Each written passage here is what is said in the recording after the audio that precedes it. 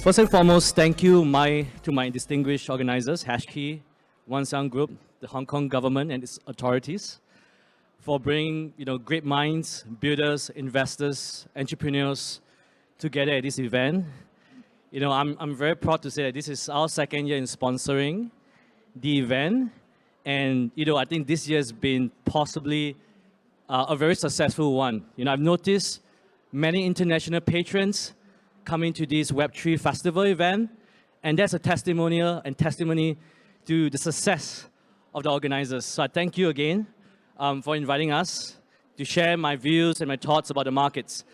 So I'm the co-founder of DWF Labs. We are a high-frequency trading company that was built in 2018. 2022, we launched a market-making and venture business. Today, we work with 600 companies across Web3. And we're trying to position ourselves as the next generation, more than a partner, more than a market maker, but truly a partner in good times and bad times. And I guess the other interesting thing about me is that I've also co-founded a real-world asset protocol called Open Eden, which we try to tokenize US Treasury bills. We don't go into the details of price action. I think we're all here, very interested, obviously, how, what to invest, what's going to rally and what's interesting. But I think beyond the price action, we have to look at the fundamental, the breakthroughs in innovation. And here I am today trying to share with you the latest trends and narratives that I think could be interesting from an innovation standpoint. I think the first thing, and this is something that's very personal for me. I got into crypto in 2009, actually, when I first started my banking career in Barclays as a fixed income trader. At that point in time, I was very disappointed. The US government was printing relentlessly on a program called quantitative easing. And at that point in time, I felt like there was never ever going to be a solution to this quantitative easing, And so I turned to Bitcoin. So Bitcoin was, to me, a store of value, a digital gold, and it represents value. A value that nobody can take that away. It's censorship resistant. And I think one of the biggest trends that I've seen this year is the rise of Bitcoin ecosystem. I'm sure, we have heard of Ordinals. For the very first time, Ordinals, and for most who may not necessarily understand what Ordinals are, it's NFT on Bitcoin. And for the very first time, there is a use case on Bitcoin. And that gives rise to the necessity to transfer Bitcoin, Ordinals, from one person to another. And that gives rise to the Bitcoin layer 2 solutions, the scaling technologies. And for the very first time, we can use Bitcoin. And I think this is a big phenomenon. Like if you buy physical gold, are you able to use and have fun with it? No, you can't. You store at home in your vault, and that's it. And so for me, I think one of the biggest trends as somebody is watching on the sidelines, it's the Bitcoin ecosystem. There's so much. With halvening, with inscription, ordinals, and a different layer 2 solutions, I think this is a space that we should look closely. The next space that is really interesting for me personally is the institutionalization of crypto as an asset class. We must understand, as the earlier speaker has mentioned, with the world's first Bitcoin ETF launch a couple of months ago, and more importantly, we have the world's largest asset manager, BlackRock, with $10 trillion, selling and distributing and endorsing. And mind you, Larry Fink, right? He does not only invest for banks, he invests for more than 50 countries, for sovereigns, for pension funds. He speaks with prime ministers, with government officials. And in my opinion, that's an endorsement, on crypto as an asset class. It's important that we've, for the very first time, is taken seriously as an asset class. And I think with that, we're going to see increasingly more ETFs, more institutional products, and obviously more regulated exchanges like Hashkey building and growing. And I welcome that. I think that's, for the very first time, the Internet of Value, Web 3.0, is able to fulfill its ambition.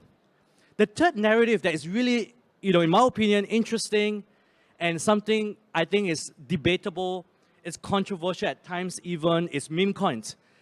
People may say, meme coins are speculative, meme coins does not have any fundamental value anchoring. But look, for the very first time, we're able to tokenize culture. We're able to transfer value of culture from one person to another. Does that make sense? Maybe yes, maybe no, but look, we have some of the biggest meme coins who have survived multiple cycles, from Dogecoin to SHIB to Floki. And culture for the very first time can be tokenized. And in my opinion, this is why I got into crypto. Everything should be tokenized. Everything off-chain should be on-chain. Online should be analogous to on-chain.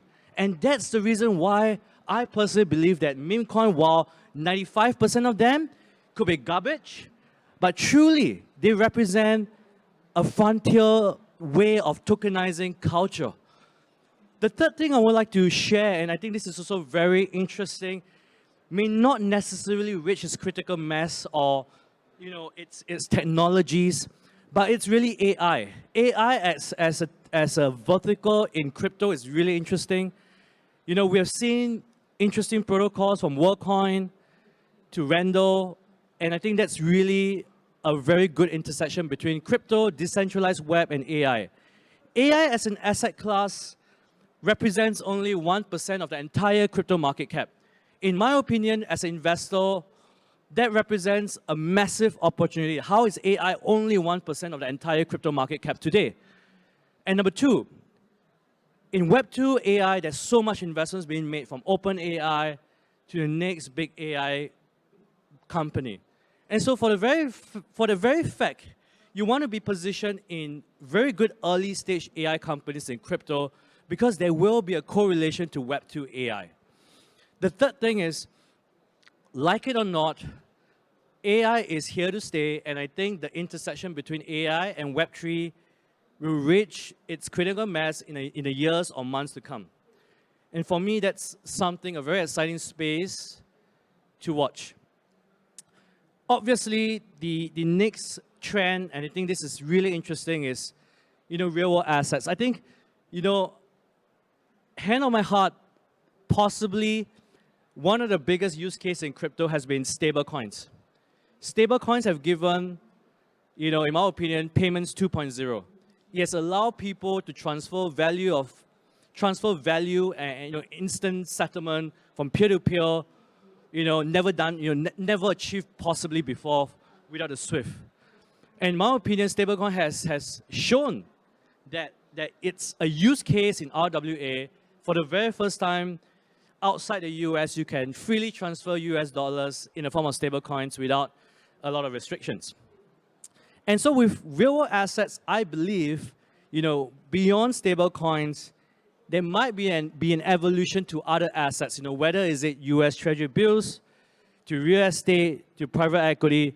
While it's really early to say, to find a standard, and the challenge with RWA, it's really the intersection between legal, compliance, jurisdictional differences, technology, and all of that is really complicated. Being in the RW space, having built in this space for the last 2 years, it's challenging. But I do think in the years to come, RWA will be, here to stay. The other thing is Deepin. I think Deepin is an intersection between hardware and decentralized network. We already seen some really good use cases in Filecoin, storage. I do continue to be interested in this space. I do think that there's a lot of opportunities in this space. I do think that there could be some breakthrough in Deepin, especially when hardware can be really expensive.